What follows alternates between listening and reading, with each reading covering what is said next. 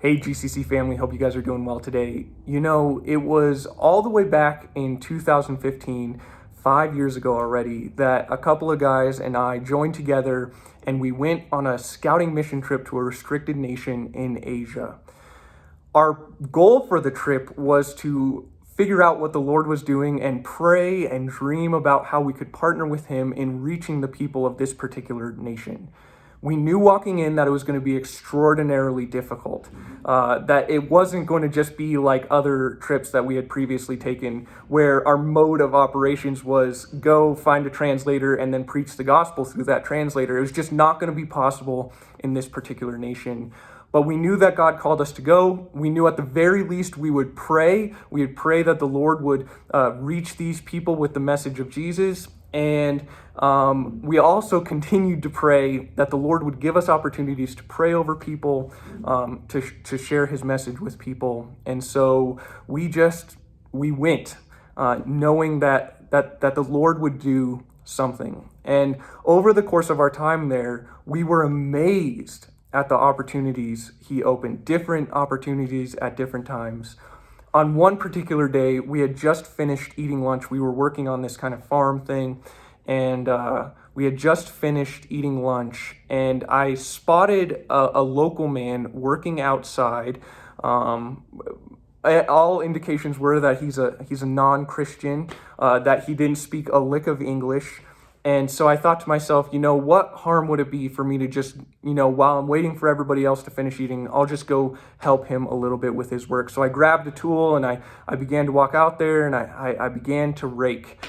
He was just kind of raking up some dried grass. And so that's what I began to do. And as I did, I remember sensing the Lord say, pray.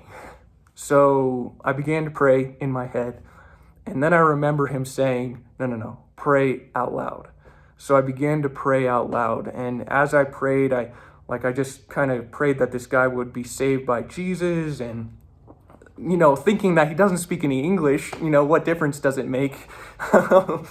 Just praying and praying, even sneaking parts of the gospel into my prayer. And then as I finished up and kind of just shook the guy's hand and everybody was finishing eating, so I had to go rejoin the group. I walked over and one of the people who was hosting us, who just happens to be a Christian working in this nation, he said, "So what were you doing?" And I was like, I was just raking some grass. And he's like, "Did you talk to that guy at all?" And I said, "No." I thought it was strange that he asked me that I talked to him. And I'm like, "Why do you ask?" He's like, "Well, he speaks a little bit of English."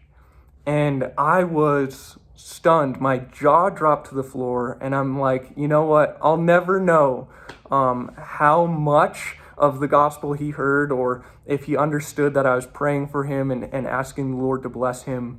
But the Lord did something kind of neat in all of that, I thought. And I just wanted to share that story as a reminder that even if you're sensing something from the Lord and it seems strange, like pray for someone who doesn't even speak your language, you never know what the Lord might be up to. You never know who else might be listening. You never know. And it reminds me of that scripture, I believe it's in Ephesians chapter 5, where it says, make the most of every opportunity. So that's my invitation, just a reminder to make the most of every opportunity and to be obedient to even the strange things that you might feel like the Spirit of the Lord is leading you to do, because you never know what He might be up to. Anyway, hope you guys have a great rest of your day. God bless.